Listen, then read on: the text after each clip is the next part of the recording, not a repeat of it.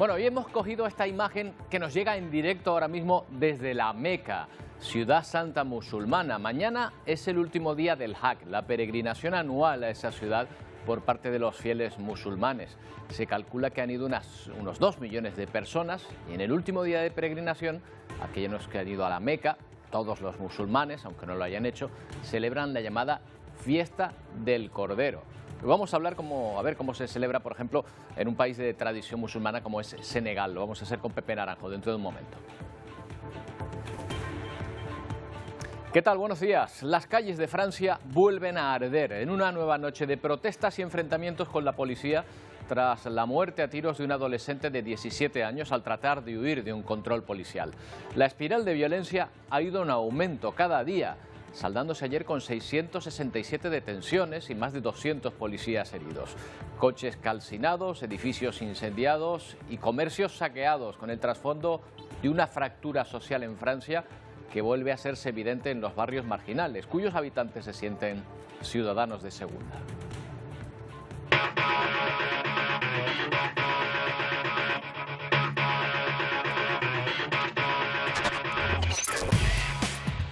La pólvora es el divorcio, ese divorcio entre la sociedad que se siente integrada y la que denuncia su abandono, sobre todo en barrios populares y multirraciales. La chispa esta vez ha sido, como decimos, la muerte filmada de un menor de edad por un policía de tráfico, que por cierto ya está en prisión. Los agitadores llegaron incluso al centro de París, donde saquearon varios comercios y se dedicaron a quemar coches, contenedores y todo tipo de mobiliario urbano. La crisis atenaza políticamente al gobierno de Macron con llamamientos a declarar el estado de excepción. La violencia ha escalado un grado en Francia y aún podría seguir creciendo.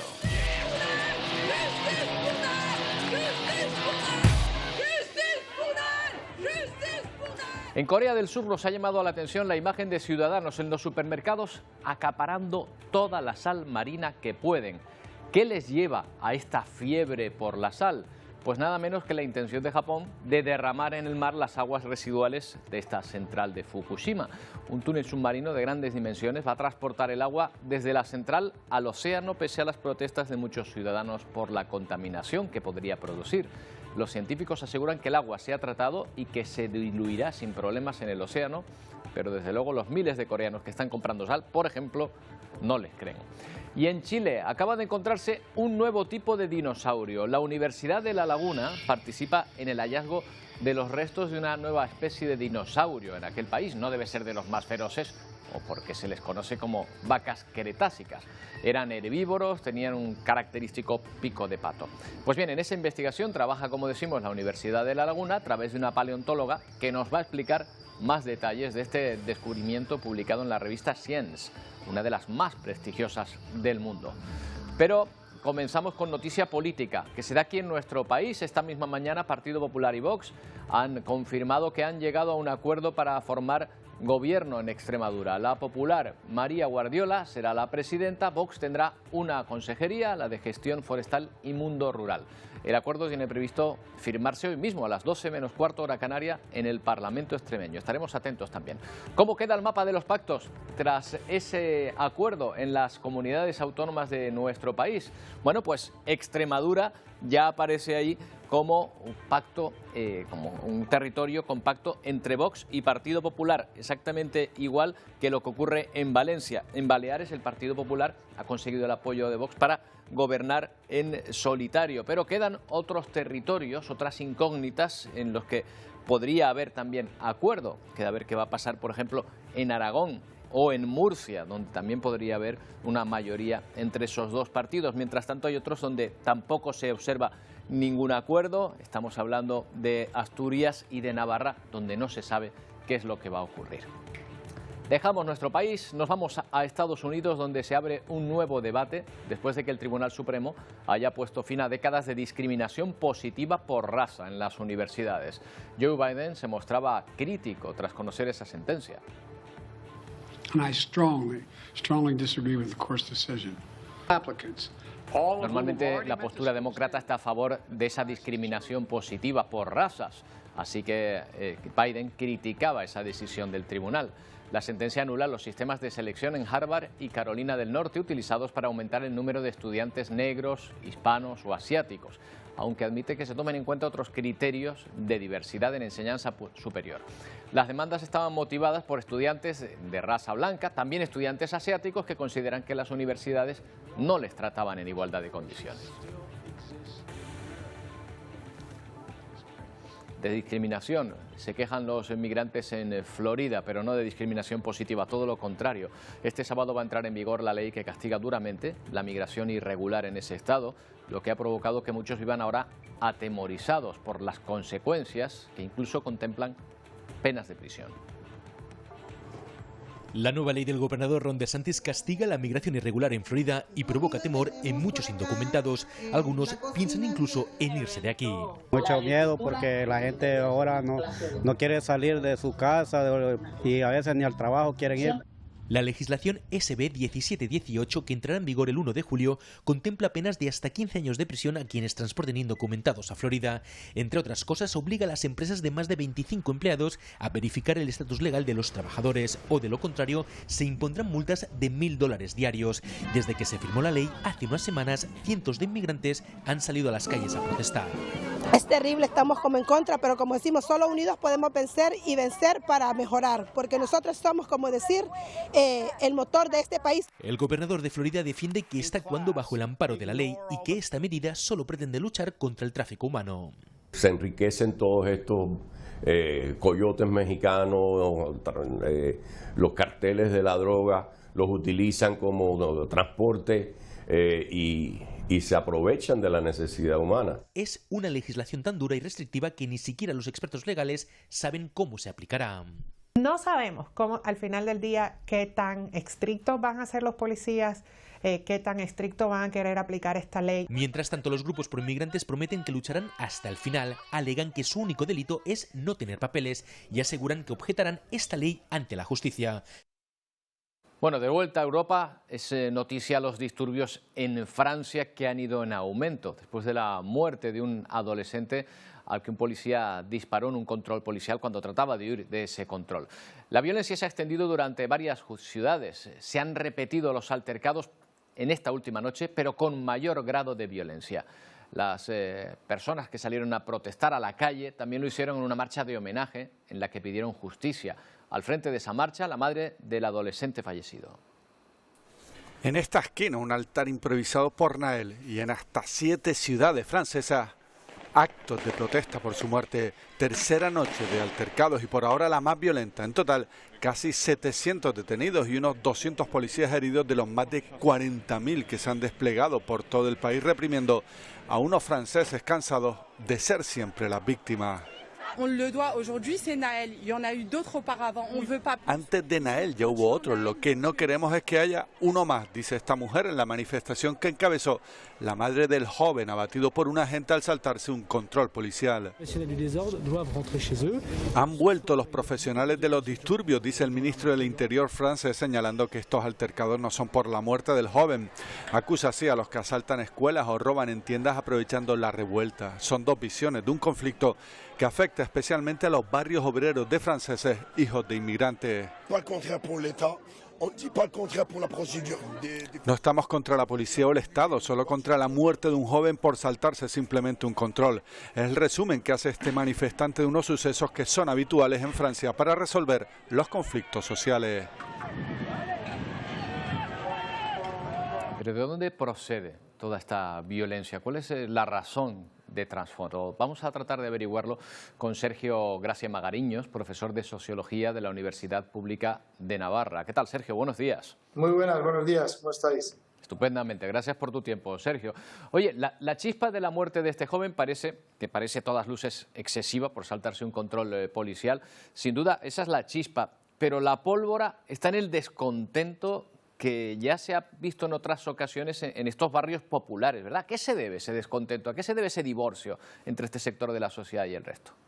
Mira, yo creo que lo que está ocurriendo pues, obedece a tres grandes factores, ¿no? Por un lado, en Francia hay una historia de acción colectiva violenta que se repite sucesivamente desde mayo del 68, la quema de coches, los chalecos amarillos, etcétera. Una policía militarizada, hay secciones de la policía francesa que están militarizadas y esto genera un fenómeno de acción contrarreacción cada vez más violenta en ambos sentidos.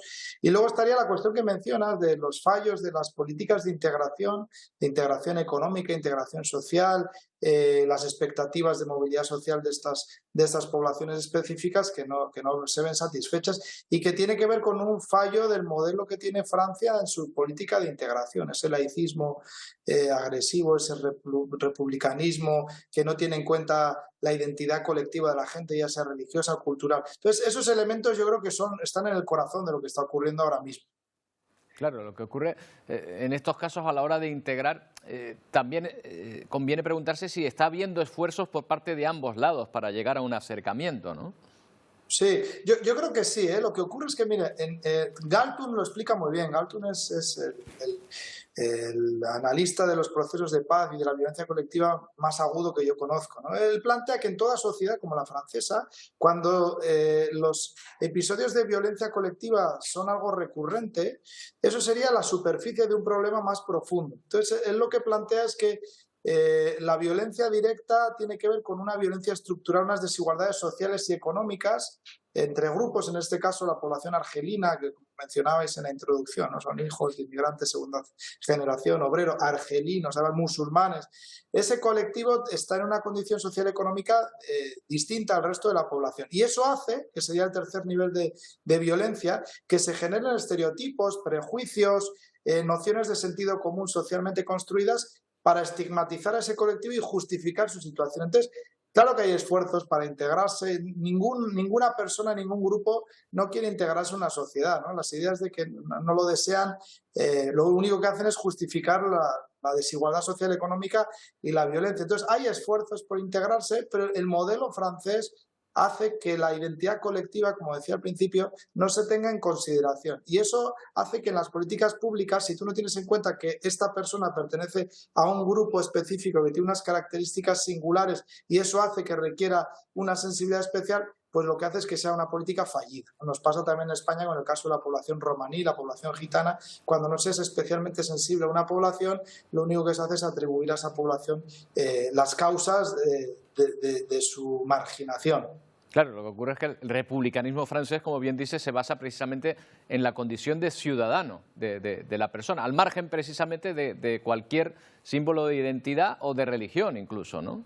Efectivamente, y por eso ese yo creo que es no es todas las. Siempre que hay violencia, el primer responsable es el que la ejerce, pero hay que siempre escarbar a niveles más profundos para no quedarse un análisis superficial. Pero entonces el modelo francés de ciudadanía individual para mí es uno de los grandes problemas, porque, por ejemplo, en Reino Unido se plantea lo opuesto, precisamente. Diciendo, mira, es muy importante tener en cuenta los grupos, su cultura, sus dinámicas colectivas. Si solamente tienes en cuenta eso, genera otros problemas de guetos, de guetificación, como les puede pasar en Reino Unido, pero el modelo francés lo que hace es pensar que todos son ciudadanos, pero aquellos que se llaman Ali, se llaman Ahmed, vienen de familias inmigrantes, de ciertos barrios específicos, tienen muchas menos probabilidades de tener un buen trabajo, de integrarse en la sociedad en condiciones de normalidad, que otro francés que también es ciudadano, pero que tiene un nombre francés, una familia francesa, que lleva un montón de años en ese mismo país, ¿no? Entonces, la identidad colectiva pesa mucho y si no se tiene en consideración, lo que haces es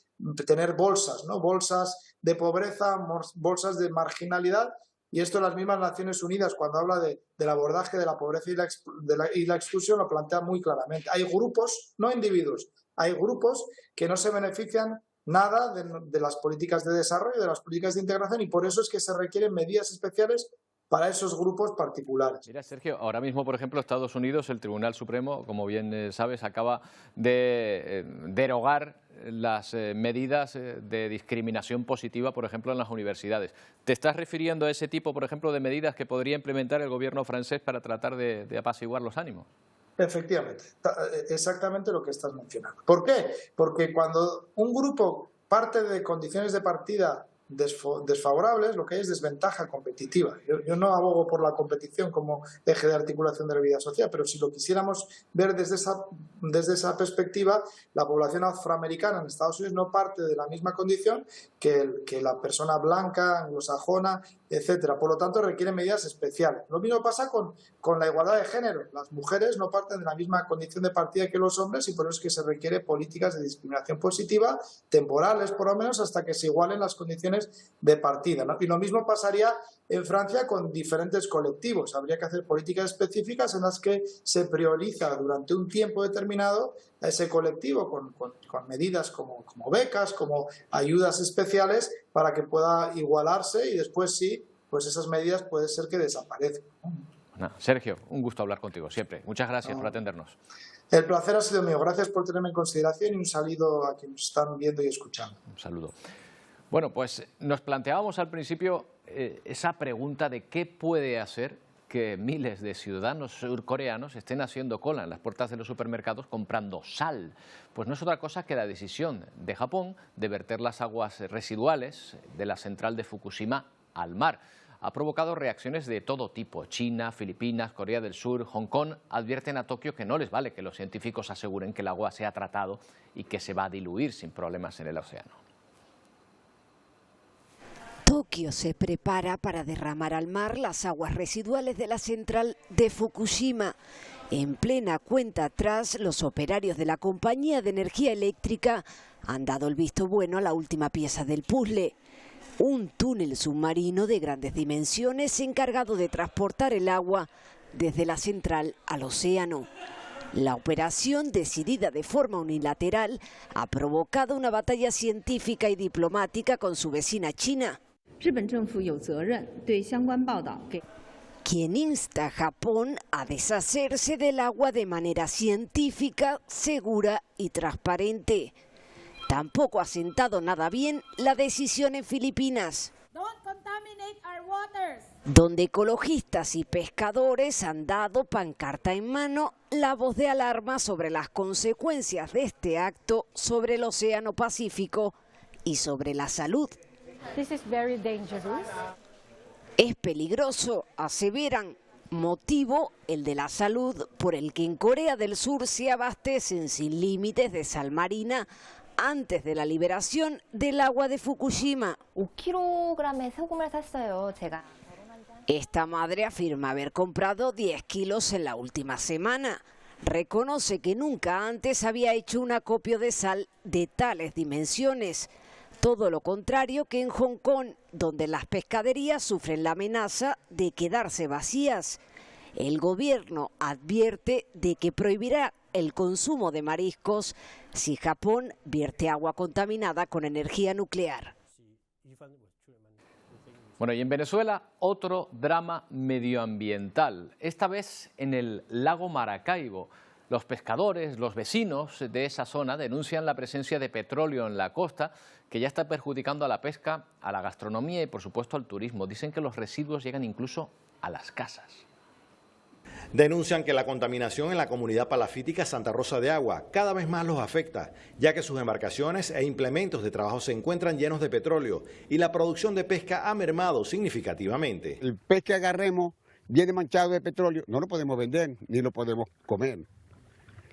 Perdemos las redes, hay que lavar las lanchas y no hay quien no solvente esa pérdida. Quienes hacen vida en este pueblo de agua que colinda con el lago de Maracaibo y donde predomina la pesca, el turismo y la gastronomía, solicitan a las autoridades una pronta atención, ya que los residuos de petróleo llegan incluso a las casas. Todas las ventas han bajado, aparte de que solamente tenemos como un día que viene la gente para acá a visitarnos, más que todo son los domingos. Hay que volver a mirar el lago, porque el lago es el patrimonio más importante que tiene el Zulia. Bordea 22 municipios, es prácticamente toda la actividad económica. Por su parte, PDVSA informó a través de sus redes sociales que ya iniciaron las operaciones de limpieza en el lago de Maracaibo. Sin embargo, hasta ahora se desconoce sobre el alcance del derrame de petróleo. Bueno, y este es otro derrame, pero muy distinto. Ha ocurrido en Japón y ha dejado el agua de otro color, una tonalidad rojiza. Esperemos que sea menos contaminante. Este del río Okinawa, donde las aguas se han teñido de rojo después de que se produjera un vertido de cerveza. Bueno, del colorante rojo para alimentos que se emplea en la fabricación de una de esas cervezas. Ha ocurrido a 700 metros del puerto pesquero. El líquido se filtró a través de las canaletas de lluvia y ha dejado esa tonalidad. Afortunadamente, según las autoridades, el líquido no representa ningún riesgo para la salud humana ni para el medio ambiente, aparte de ese cambio tan curioso de color. Y un equipo de ingenieros alemanes ha puesto en marcha un proyecto que convierte el agua de las alcantarillas de Berlín en energía para calentar o enfriar los hogares de todo un barrio de esta ciudad. Una forma de generar calor de forma sostenible que podría implantarse además en otras ciudades europeas. Vean. Este alcantarillado oscuro y húmedo debajo de Berlín es más de lo que parece. No solo se lleva los desechos humanos de la ciudad, también es una planta de calor. El ingeniero del proyecto explica que suministran calor para el barrio que está alrededor de la Casa de Estadística, un edificio en el centro de Berlín que estuvo vacío durante años y ahora está en renovación. Las aguas residuales que fluyen por este canal llegan hasta estas placas de acero y se genera la energía necesaria para abastecer más de 100.000 metros cuadrados. Estas placas pueden absorber el calor de las aguas residuales o también liberarlo para en verano refrescarse, cuenta el experto. Este proyecto de energía sostenible está previsto que se complete en abril del próximo año. La adhesión de Ucrania a la Unión Europea está cada vez más cerca. Los 27 podrían iniciar las negociaciones antes de que acabe el año, incluso antes de que acabe la guerra, siempre y cuando Kiev concluya las reformas previstas y cumpla todos los criterios. Formar parte de la OTAN va a llevar más tiempo si es que se lleva a cabo, aunque Ucrania espera ser formalmente invitado en la próxima cumbre de la Alianza Atlántica. La Unión Europea podría iniciar las negociaciones sobre la adhesión de Ucrania este mismo mes de diciembre. Los esfuerzos han sido extraordinarios, incluso en tiempos de guerra. Si los criterios para la adhesión se cumplen lo suficiente, debemos responder. Sigo siendo optimista, se puede lograr este año, asegura la presidenta del Parlamento Europeo. Los 27 vuelven a mostrar su apoyo incondicional a Ucrania en la cumbre de Bruselas. Putin no ganará esta guerra. Apoyamos a Ucrania todo el tiempo que sea necesario. Lo dice el primer ministro de Finlandia, último país en formar parte de la OTAN, una adhesión que anhela Ucrania. Ese día llegará muy pronto, dice Zelensky. El presidente ucraniano espera recibir una invitación para comenzar el proceso de unirse a la Alianza Atlántica en la cumbre de Vilnius del próximo mes. Mientras, siguen las especulaciones sobre el paradero de los principales generales de Rusia desaparecidos de la escena pública tras el motín de Prigozhin. El Kremlin no acalla los rumores sobre la posible detención del jefe del Estado Mayor, Valery Gerasimov, o la del comandante de la llamada Operación Militar Especial en Ucrania, Sergei Surovikin. El apodado carnicero de Siria podría haber ayudado al grupo Wagner en su rebelión. Los mercenarios que se exiliaron a Bielorrusia estarían concentrándose en esta base militar al sureste de Minsk, según estas imágenes de satélite. En Rusia se ha disparado la venta de souvenirs de productos de los Wagner desde el motín, también por internet con múltiples reseñas felicitando a los mercenarios, otro síntoma más de la debilitada imagen de Putin. El fantasma de una catástrofe nuclear en la central nuclear de Zaporilla persiste. Los simulacros se repiten para estar preparados ante la posibilidad de que la planta pueda sufrir daños. Nos preparamos para el peor escenario, asegura el viceministro de Energía ucraniano. Supondría un daño medioambiental más a los que ya de por sí está generando la guerra, como la voladura de la presa de Kajovka. Rusia está atacando deliberadamente el medio ambiente y los medios de subsistencia, critica Greta Thunberg. La activista climática visitaba este jueves Kiev como miembro de un grupo de delitos ambientales que recopilará pruebas para que Rusia rinda cuentas sobre los daños provocados en Ucrania. Y para que esta guerra pare, prosigue la misión de paz del Vaticano. El cardenal Matteo Zuppi se reunía este jueves con el jefe de la Iglesia Ortodoxa de Rusia. Ahora que la guerra es más tensa, necesitamos más diálogo, le decía el enviado papal. El patriarca ruso le contestaba: juntos podemos evitar desarrollos políticos negativos y servir a la causa de la paz y la justicia. Bueno, volvemos a fijarnos en esa imagen en directo que nos muestra el último día de peregrinación en la ciudad santa de la Meca. Mañana termina una de las obligaciones para los fieles, la peregrinación anual. Para el fin de fiesta se celebra en todo el mundo musulmán la llamada fiesta del Cordero. Enseguida vamos a ver cómo se celebra en un país muy cercano a nosotros como es Senegal. Por cierto, que mantiene un conflicto entre el presidente y el líder opositor, del que también hablaremos. No tardamos.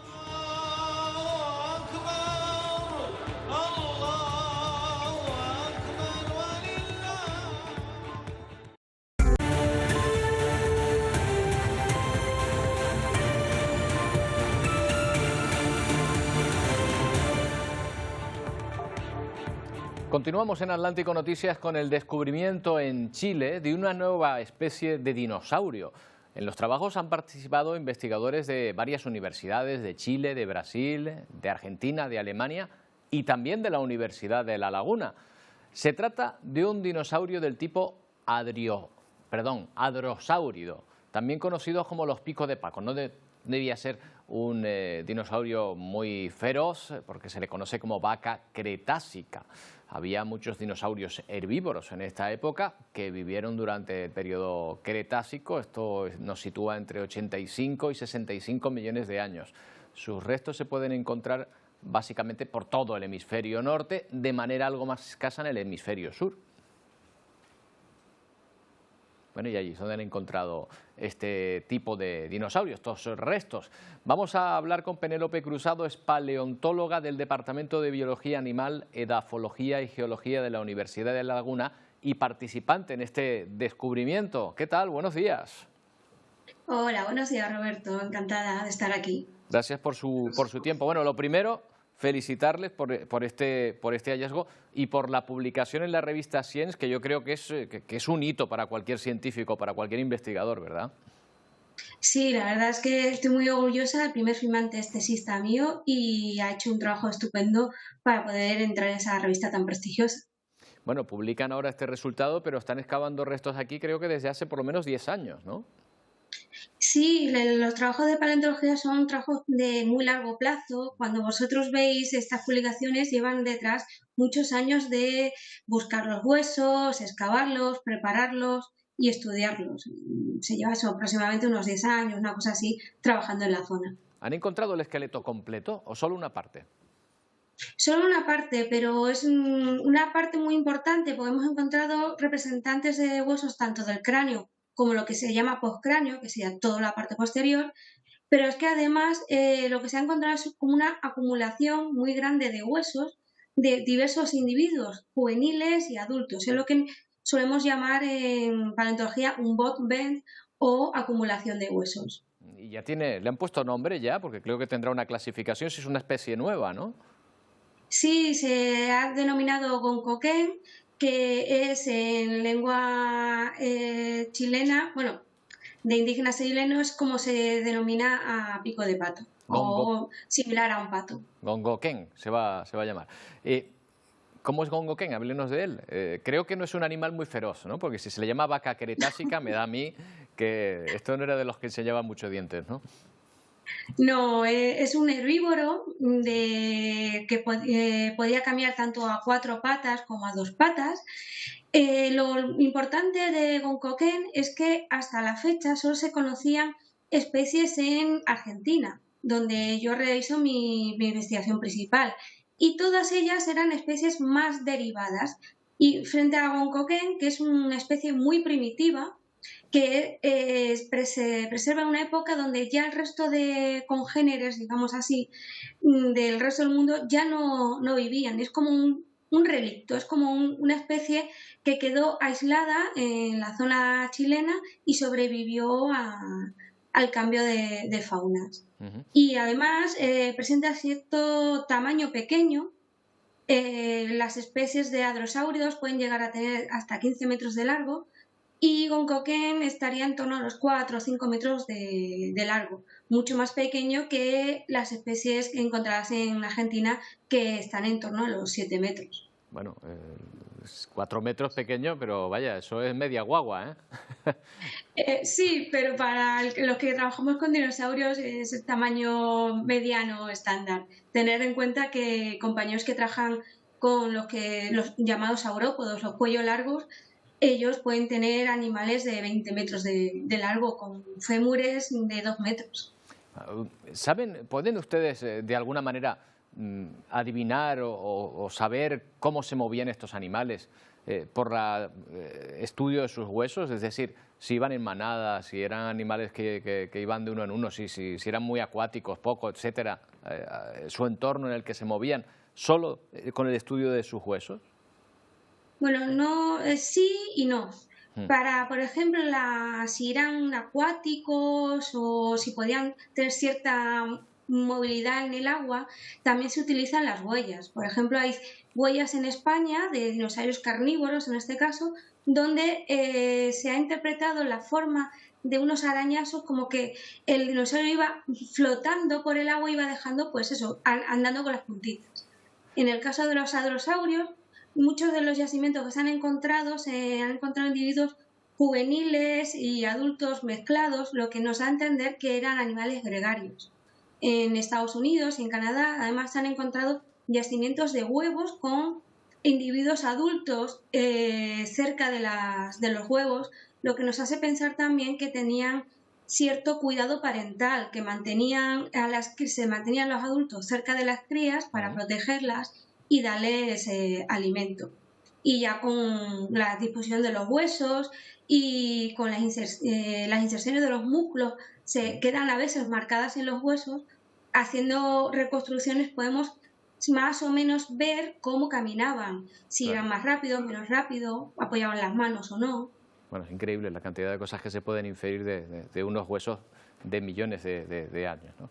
Bueno, pues Penélope, lo dicho, enhorabuena, y ahí nos quedamos con Coquén para hacer pegatinas nuevas de estos dinosaurios para los niños que les gustan mucho, ¿verdad? Y habrá que ir dándole forma a ese animal. Enhorabuena y muchas gracias por atendernos. Muchísimas gracias. Bueno, pues ahí está, la Universidad de La Laguna participando en el descubrimiento de este nuevo tipo de dinosaurio. Y ahora vamos a un país vecino, a Senegal, del que hemos estado muy pendientes en los últimos días. Seguimos haciéndolo porque esta semana la justicia de ese país ha formalizado la sentencia contra el líder opositor Ousmane Sonko, que podría ser detenido en cualquier momento. Sonko se encuentra ahora mismo en Dakar, en su domicilio, bajo custodia de la policía. Su abogado dice que no ha recibido ninguna notificación. Hay que recordar que a principios de mes fallecieron hasta 15 personas, 15 concretamente, después de la condena a 2 años de prisión de Sonko. O sea, que no sabemos qué es lo que podría ocurrir si se produce esa detención. Toda la oposición acusa al presidente de reprimir la disidencia y de preparar un anticonstitucional tercer mandato. Bueno, vamos a hablar precisamente con Pepe Naranjo de esta situación. ¿Qué tal, Pepe? Buenos días.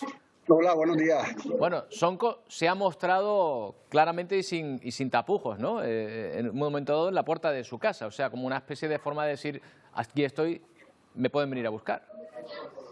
Sí, efectivamente, hacía mucho tiempo que no teníamos noticias de Ousmane Sonko, está retenido e incomunicado en su casa, pero el otro día, de una manera bastante curiosa, se ha podido ver un vídeo de Ousmane Sonko en el que en su propio domicilio está acompañado de 2 grandes carneros, porque se celebra justo esta semana la fiesta del Cordero en todo el ámbito musulmán.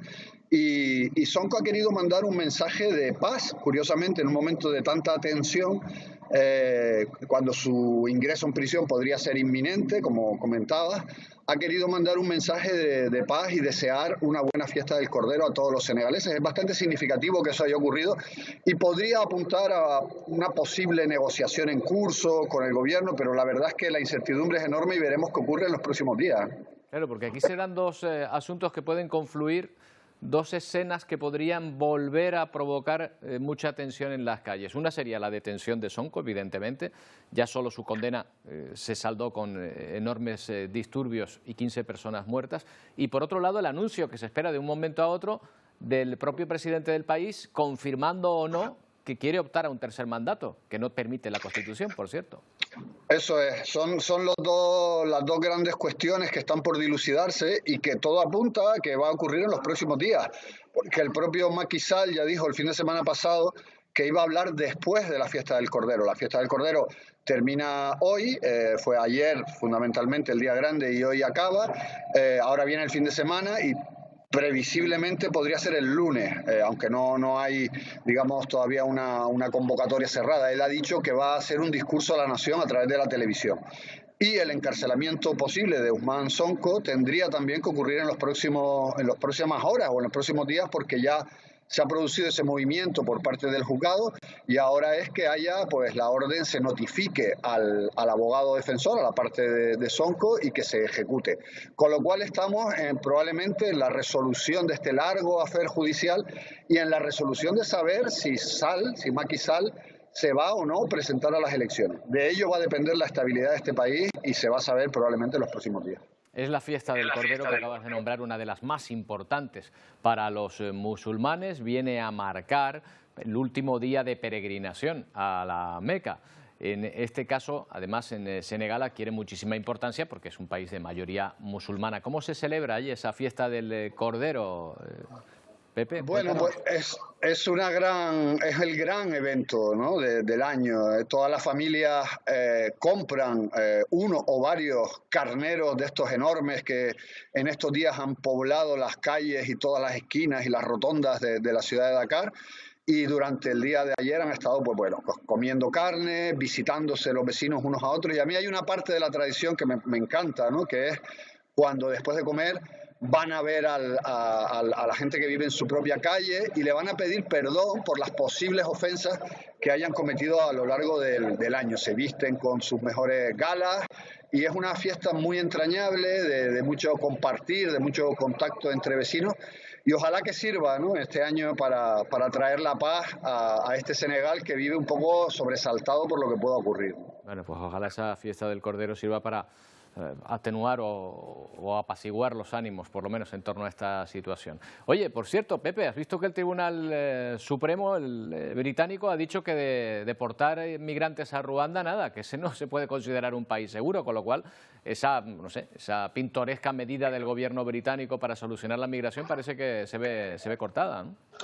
Sí, parece que es un empeño ya casi personal del primer ministro, ¿no?, de intentar ejecutar esa medida que fue Boris Johnson, ¿no?, quien en su día trató de poner en marcha y que se ha encontrado con obstáculos judiciales, porque lo hemos comentado en alguna ocasión en este mismo programa, ¿no?, Ruanda no reúne las condiciones de ser un país que se puedan dar toda la seguridad necesaria y el asilo y la protección a personas, no solo solicitantes de asilo, sino que en muchos casos está bastante justificado esa protección internacional, y sin embargo se les pretende mandar a Ruanda, donde se producen expulsiones de migrantes africanos de otros países constantemente a sus países de origen. Eso es lo que el Tribunal Supremo ha puesto sobre la mesa y parece que esta medida de momento no se va a poder llevar a cabo. Muy bien, pues veremos qué es lo que ocurre y en qué deriva finalmente esta situación tan, hemos dicho, pintoresca, bueno, tan curiosa. Pepe, buen fin de semana y feliz fiesta del Cordero. Igualmente, muchas gracias. Chao. Bueno, los residentes de Nueva York se llevaron ayer un susto tremendo por culpa de este incendio.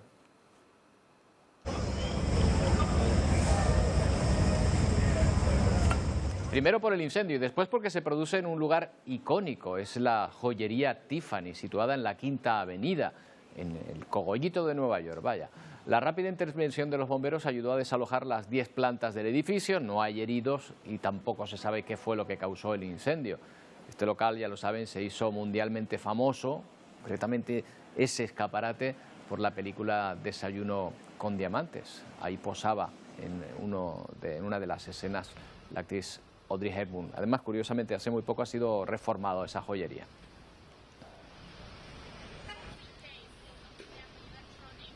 Los Centros para el Control y la Prevención de Enfermedades alertan sobre contagios locales de malaria en Florida y Texas. Son los primeros en Estados Unidos en más de 20 años. Nos lo explica José Pernalete, de La Voz de América. Los Centros para el Control y la Prevención de Enfermedades confirmaron al menos 5 pacientes afectados por la enfermedad, el primer contagio local contabilizado en Estados Unidos en 2 décadas. En estos momentos el CDC levantó las alertas en Estados Unidos porque se han descubierto 4 casos en Florida y un caso en Texas que no están relacionados con viajes a países donde es endémica esta enfermedad. El vector principal de transmisión es la picadura de mosquitos presentes en aguas residuales. Puede crear problemas muy fuertes tanto en todo el cuerpo y puede llegar hasta la muerte, teniendo problemas dolorosos y a largo plazo. Por eso es muy importante la erradicación de los mosquitos y muy importante saber cuáles son los síntomas. Paso mucho tiempo al aire libre en mi jardín y he tenido que tener más cuidado usando repelente de mosquitos, lo que nunca solía hacer, y tratando de protegerme para no infectarme. El seguimiento de los casos se realiza desde hace 2 meses y los CDC afirman que los pacientes se recuperan. El temor de los expertos es un incremento del brote por los viajeros durante la temporada de verano. Bueno, enseguida llegan nuestros compañeros de Ponte al Día. Normalmente cuando es viernes lo destacamos, pero es que, compañeros, para ustedes hoy este viernes es más viernes que nunca porque empiezan las vacaciones, ¿no? ¿Qué tal, Roberto? Buenos días. Es viernes, Roberto, y también último programa de la temporada. Entre los asuntos que vamos a tratar en el día de hoy se encuentra, bueno, pues la cantidad de basura y residuos ilegales que muchas veces contemplamos en las calles. Vecinos que no respetan la normativa y que incluso son capaces de dejar muebles de madera junto a los contenedores. También vamos a escuchar al colectivo de socorristas de Puerto de la Cruz, en el norte de la isla de Tenerife. Se encuentran en huelga indefinida desde el pasado mes de mayo. Protestan por, dicen, la intención de privatizar el servicio y también por la falta de medios y de personal. Pero hay más asuntos hoy aquí en Ponte al Día, claro que sí. Así es, ya lo decía Roberto, es el último programa de la temporada. Muchos comienzan ya sus vacaciones. Puertos y aeropuertos son un auténtico hervidero y también hay quienes deciden pasar estas vacaciones pues con la casa a cuestas, en una autocaravana para irnos de camping. Hoy vamos a mostrarles todos los detalles de esta alternativa también, de cómo disfrutar las vacaciones, y hoy vamos a contar con la Policía Nacional en nuestro plató, que nos van a dar algunos consejos de seguridad para poder disfrutar de estos días de descanso con más tranquilidad. Esto y muchos más asuntos en tan solo unos minutos. Hasta ahora. Hasta ahora. Bueno, compañeros, felices vacaciones. Y vamos a hablar del calor que estamos pasando aquí, pero podemos consolarnos con que en otros lugares pasan todavía mucho más. Por ejemplo, en México están registrando temperaturas de récord, mucho más altas de las medias de años anteriores. El calor preocupa entre trabajadores que tienen que parar su labor en las horas de mayor radiación solar y también entre los migrantes que tratan de llegar a Estados Unidos. Muchos lo hacen atravesando el desierto. Se han colocado 16 estaciones de emergencia para ayudar a estas personas que tratan de llegar a la frontera. Las temperaturas son de récord, superan los 45 grados durante más de 10 días seguidos. Aquí han muerto personas de la ola de calor, de los golpes de calor. Yo trabajo en la obra y pues sí está feo. Nos estamos hidratando así con agua, descansamos como unos 15 minutos y le damos una recia y descansamos otra vez. Pero sí se siente fuerte, sí se siente fuerte. Bueno, otro ejemplo triste de la ola de calor en ese país, este es el Hospital de Monterrey, que tiene su morgue saturada, hasta el punto de que las autoridades han alquilado un camión refrigerante para conservar los cuerpos. No hay otra forma de mantenerlos frescos en medio de este calor.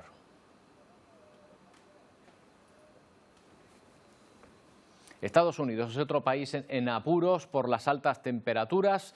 Más de 60 millones de ciudadanos están bajo una intensa ola de calor que de momento se ha cobrado la vida de 11 personas. No ayuda tampoco la mala calidad del aire por los incendios de Canadá. Más de 60 millones de personas se encuentran bajo avisos de calor excesivo cuando el termómetro marca temperaturas que superan los 40 grados centígrados. La ola de calor que está haciendo es terrible. En ambos lados de la frontera entre Estados Unidos y México se vive el calor extremo. Expertos afirman que el calor se puede intensificar si no se toman los cuidados necesarios. El riesgo seguirá creciendo. Sabemos que las olas de calor aumentarán en frecuencia, intensidad y duración a lo largo del siglo. La medida en que serán un problema más adelante en este siglo realmente dependerá de la rapidez con que reduzcamos nuestras emisiones en las próximas décadas. El humo proveniente de los incendios en Canadá deterioran el aire en Nueva York y Chicago. Expertos advierten que habrá episodios donde los niveles de contaminación puedan llegar a niveles poco saludables o incluso peligrosos, por lo que recomiendan el uso de las mascarillas N95. Tú puedes sentir el mal olor. Yo corro 100 millas a la semana y esto se está poniendo peligroso. Además, se presentan cancelaciones en aeropuertos por mal tiempo y tormentas. Bueno, aquí en las islas también mucho calor, que va a ir en descenso, ahora lo vamos a ver. Y esa imagen que nos hemos encontrado esta mañana, Edgar Cedrés, ¿qué tal? Buenos días. En la cual tenemos que distinguir si esto que vemos es calima o ese famoso humo de los incendios de Canadá. Cuéntanos. Buenos días, Roberto. Pues tenemos un poco de todo, tenemos presencia de ligera calima y sobre todo ese humo que procede de esos incendios de Canadá. Los teníamos en la jornada de ayer y lo vemos en esta imagen de esta mañana desde Ravelo, en el nordeste de la isla de Tenerife.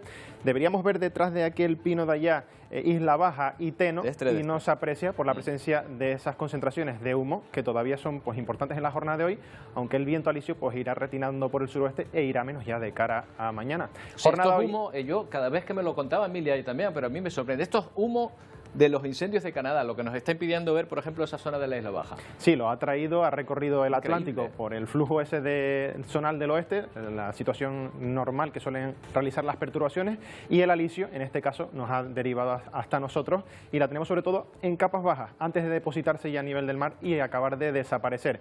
Vemos la situación que tenemos en la jornada de hoy, ya régimen de alisios, pues acumulan algunos intervalos de nubes bajas, lo tenemos en el extremo nordeste del Hierro, norte de La Gomera, sobre todo el norte de Anaga, en Tenerife, y el norte y la capital en la isla de Gran Canaria, poco importantes en el norte de Lanzarote y de Fuerteventura, también en La Graciosa, y con temperaturas hoy en notable descenso. Roberto, ayer la máxima superaba los 38 grados en Chejelipes, en la isla de La Gomera, o 37 grados en Santa Cruz de Tenerife. Hoy esperamos que la máxima pues se quede en torno a los 35 grados en el sur de la isla de Gran Canaria, todavía calor, pero bueno, son temperaturas algo más propias para la época del año. Y a lo largo de este fin de semana, que es lo que vamos a tener, primer fin de semana del mes de julio, pues marcado por eso, por el régimen de alisios, complica la situación del mar y esas rachas más intensas las tenemos especialmente vertiente sureste y noroeste de las islas de mayor relieve, interior de Lanzarote y Fuerteventura, rachas locales que también se pueden acelerar esta tarde al sur de la península, en este caso del macizo de Anaga, y pueden dejarnos rachas superando los 70 kilómetros por hora. Y el otro fenómeno a destacar, como decimos, también van a ser el descenso de temperaturas. Vamos a ver una animación de temperaturas, como decimos, ese régimen de alisios pues hace que esa masa de aire cálido tienda poco a poco a desplazarse hacia el sur. Volveremos a temperaturas propias para la época del año, valores veraniegos entre los 25 y algo más de 30 grados en costa, y en eso se va a traducir la predicción para este fin de semana. Vemos rápidamente el sábado, mañana, las nubes van a ser las protagonistas de tipo bajo por el norte de las islas, en el resto tiempo soleado, veraniego, máximas que en muchos casos van a superar los 27-28 grados en costa. Atención con ese viento del nordeste, especialmente costa sureste y noroeste de las islas más montañosas, intervalos localmente superando los 70 o 80 kilómetros por hora,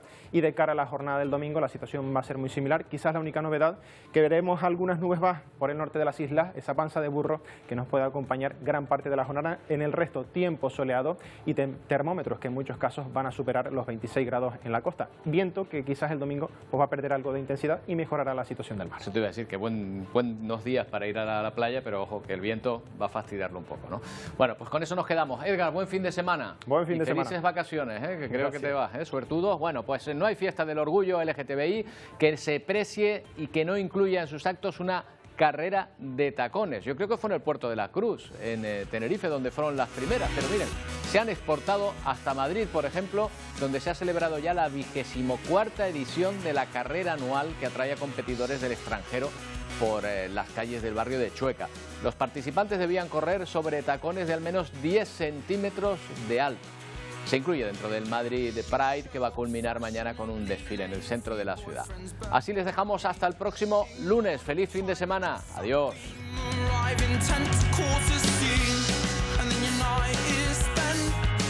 Attached to his best